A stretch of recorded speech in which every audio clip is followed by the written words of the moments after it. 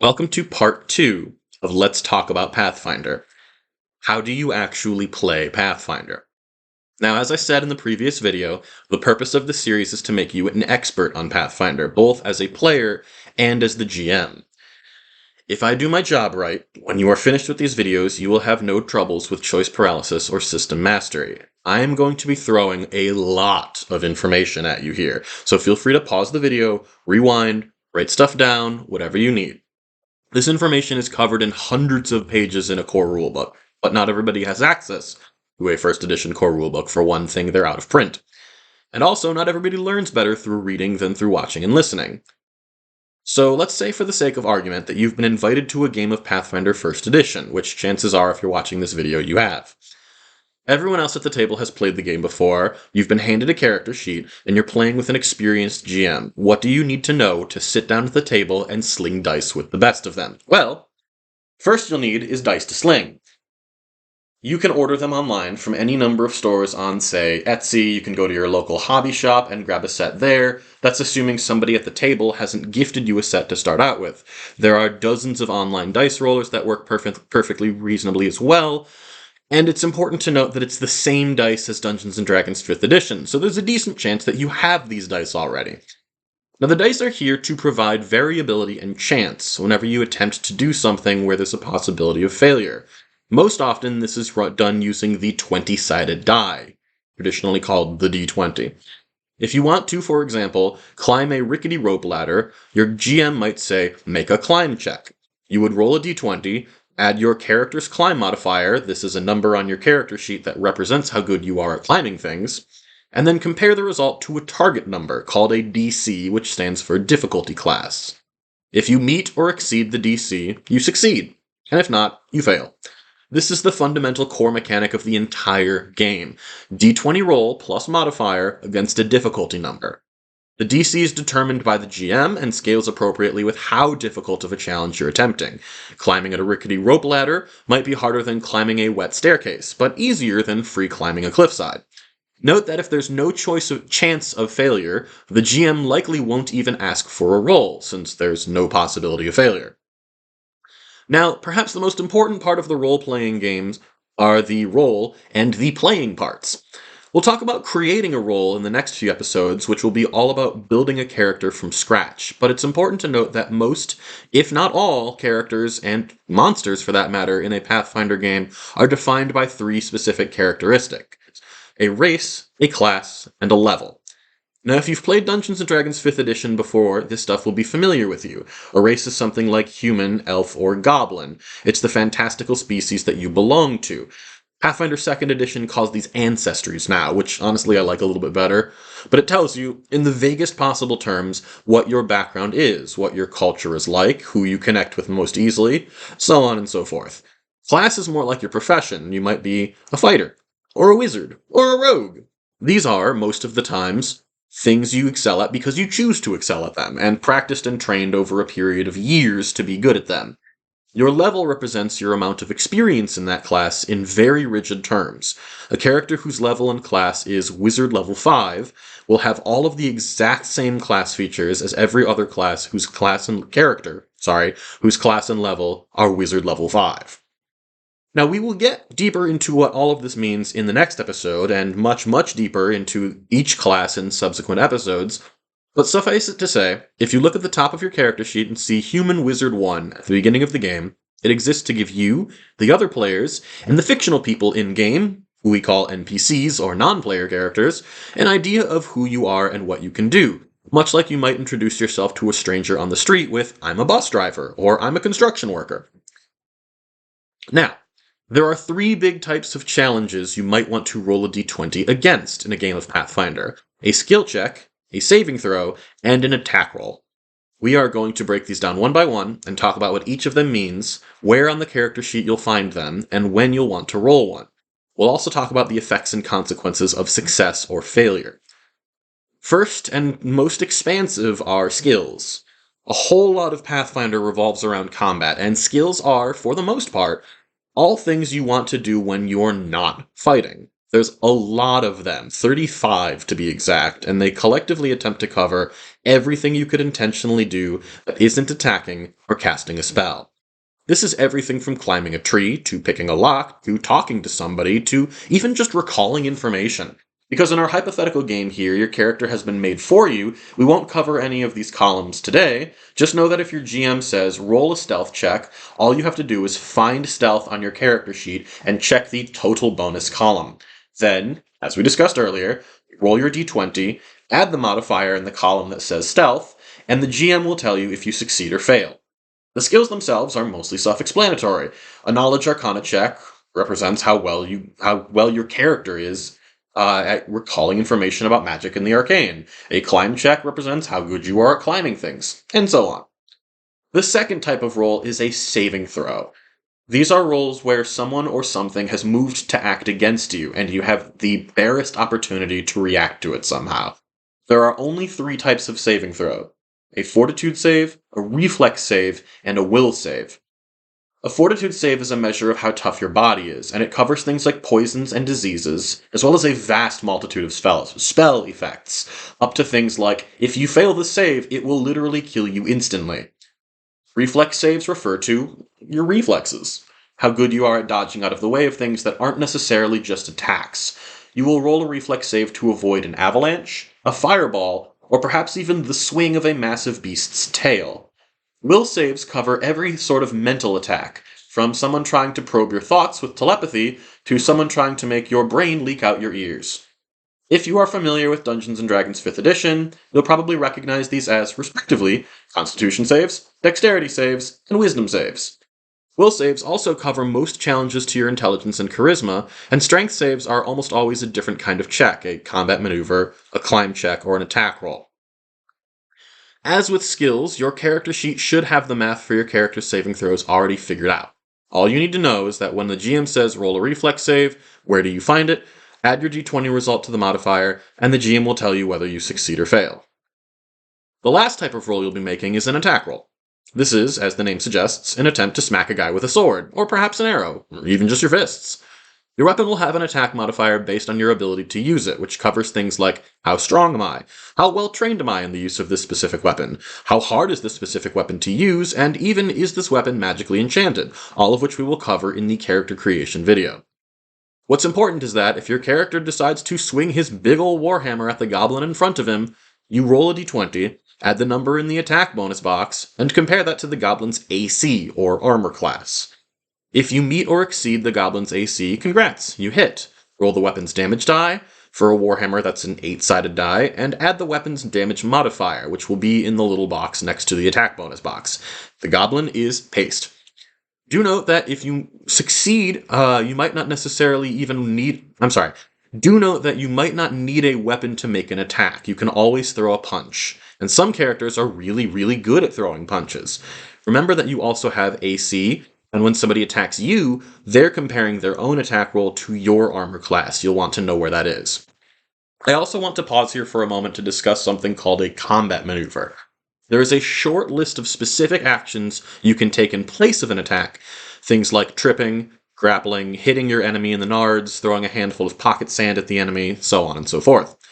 When you make an attack that isn't just ideal damage, you're making a combat maneuver. The type of combat maneuver is determined by what exactly you want to do to the enemy. Those last two, the nutshot and the pocket sand, are actually both dirty tricks, and you roll your combat maneuver bonus, or CMB, against an attack roll. Instead of an attack roll. CMB has its own version of armor class called Combat Maneuver Defense, which is your new target number. Note that a character who is good at a specific combat maneuver will likely have extra bonuses to that combat maneuver, above what a normal CMB check would normally allow for, typically because of feats. More on those in the character creation video. So the 3 but actually 4 types of skill checks. The 3 but actually 4 types of roll. Skill checks for all of your out-of-combat needs, saving throws for unusual attacks you might need to react to, attack rolls for when you need to smack a nerd, and combat maneuvers for when you need to swirly a nerd. There's one thing I want to get into before we move on to the section on combat, and that's spells. Like I said earlier, there are more than 3,000 of them in Pathfinder, and some of them can be pretty wild. We'll get deeper into the weeds of spellcasting later, but in general, you need to know who a spell targets, what the spell does, and how long it takes to make the spell happen. Most spells that affect a bad guy will either have a saving throw or an attack roll attached to it, in some rare cases both. So if you decide you don't love the randomness of rolling dice and you'd rather punish the GM for daring to challenge your power, you can make him save against your spells instead of vice versa. We will come back to spells in a little bit, but let's move on to combat now. So narrative is broke down. Parley has failed, it's time to fight. What happens now? Well, first, we roll initiative. That's on your character sheet, all the way at the top. Highest goes first, and then the next highest, and so on, until everyone has had a chance to act. It will then cycle back to the top of the round. If only some of the people in combat are aware that they're in combat, then they get a surprise round. But typically this is how it works. One at a time, in order, until one side is dead or has surrendered. Simple, right? Except not at all. A round of combat represents, in the game abstraction, 6 seconds of action. On your turn, you can perform any number of different actions, but it's typically limited to things that you would normally expect to be doing in 6 seconds. You have the following actions in combat: a standard action, a move action, a swift action, as many free actions as you can take, and a 5-foot step. A standard and a move can be combined into one full round action, which is useful for making multiple attacks, since a single attack is a standard action. 5e players will be familiar with these as well. An action in D&D terms is a standard action, a bonus action is a swift action, and so on. Some actions specify that they can be done on other players' turns, which are usually immediate actions or attacks of opportunity. You get one of each per round, although the immediate action takes your swift action from the following turn. That's important, be careful about that. An attack of opportunity can only be used to make an attack of opportunity, as the name suggests. Free actions consume almost no time or effort and can be performed to an almost unlimited degree in combat. For example, famously, talking is a free action. You will note that I have spent more than 6 seconds talking. So you've been handed a 5th level character sheet. You're at your table with your new friends. Combat starts. Your turn comes around, and then what? You have so many options. You could throw a punch, swing a sword, loose an arrow, cast a spell, drink a potion, use a class feature. The important thing is that you don't do nothing. Don't stress about making the correct choice. Stress about making a choice. Let experience handle the rest. If it helps, think of combat in video game terms. You have a little menu in front of you that says attack, item, spell, class feature, and so on. Go into one of your drop-down menus, pick something, and do it. If it works, great. If not, there's always next round, and next combat, and next session. The last thing I want to go over before we finish today is spellcasting. Spells range from levels 0 to 9, with spells of level 0 being the weakest, and 9th level spells being the world-altering god magic. Not every class has access to every spell or any spell, and you need to be of a minimum level of class to cast certain spell levels anyway. For example, to cast a 3rd level wizard spell, you need to be a 5th level wizard. Don't worry, this is not going to be on the exam. Every class has a little chart that tells you what level you gain access to certain spell levels. Note that some classes will never gain access to high levels of spells. The majority of spellcasters in Pathfinder max out at level 6, and some of them only ever get to level 4. As a general rule, the stronger your spellcasting, the weaker you are at everything else, and vice versa. If you're a great upfront fighter, you likely have no spellcasting or very incidental spellcasting. This is on purpose. It is a hammer meets nail situation. If you have a lot of spells, you're going to want to cast them. Spells come in 3 basic flavors. These are mine, not game abstractions. They are offensive spells, defensive spells, and utility spells. As a general rule, I like to have at least 1 utility spell and 1 defensive spell of every level I can cast. Magic, like every other resource in the game, can and will save your life if used correctly. Now let's break down a specific spell for now, just so you can get a feel for magic a bit. We're going to be talking about Magic Missile. This is a 1st level spell from the Evocation School. It is on a handful of spell lists. It's available to Arcanists, Sorcerers, and Wizards, all of whom share the same spell list, and also to Blood Ragers, Maguses, and Psychics. What this means is that a character who has at least 1 level in one of those classes, and who has access to 1st level spells from those levels, can take Magic Missile as a spell, and then cast it. Note that spell levels by class are not interchangeable. A character who's a 3rd level cleric and a 3rd level wizard has all of the spellcasting of both classes, but they can't cast wizard spells as a 6th level wizard. This is by contrast to 5th edition D&D, where your spell slots can be exchanged between multiple classes. Pathfinder does not encourage multiclassing. Magic Missile's casting time is 1 standard action. Remember combat? You get 1 of those per round. It has a range, it targets specific creatures, it has a duration of instantaneous, and it does not allow for a saving throw. All of these things should make sense to you already. It also has something called spell resistance, which is sort of like an armor class for spell effects. Not every creature has spell resistance, but a lot of them do, especially high-level monsters. When you make a spell resistance check, you roll a d20 and add your caster level and nothing else. If you pass the check, your spell takes effect, and if you fail the check, it doesn't, same as armor class. Lastly, there is the actual description of the spell. This tells you what the spell does. In this case, it is missiles of magic energy, which makes sense because the spell is called Magic Missile. Pathfinder is really good at getting super specific about the case-by-case nature of abilities, because there's a lot of edge cases that come up, and here is no different. The spell description tells you you can't target objects, you can't target certain body parts, and you can target multiple creatures with extra missiles. It also tells you how many missiles you get to shoot, depending on your caster level. That's your class level in the cast you're casting Magic Missile from. Now, all of this sounds complicated. I urge you not to let it scare you.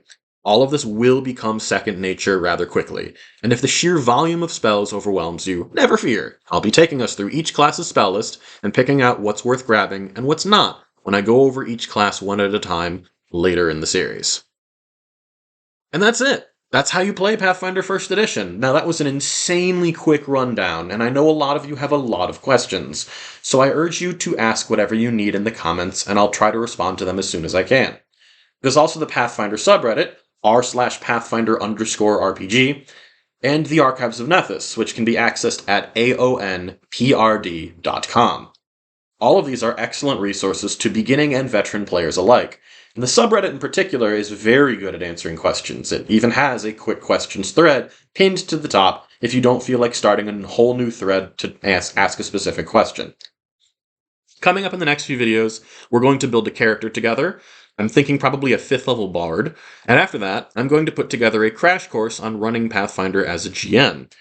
If you liked this video, don't worry about the like and subscribe nonsense. Support the Archives of Nethys on Patreon. Those guys are my heroes. If you have questions, comments, or concerns, you can reach me in the comments below or at brother-patrick on Reddit. Thank you guys for watching, and once again, be well.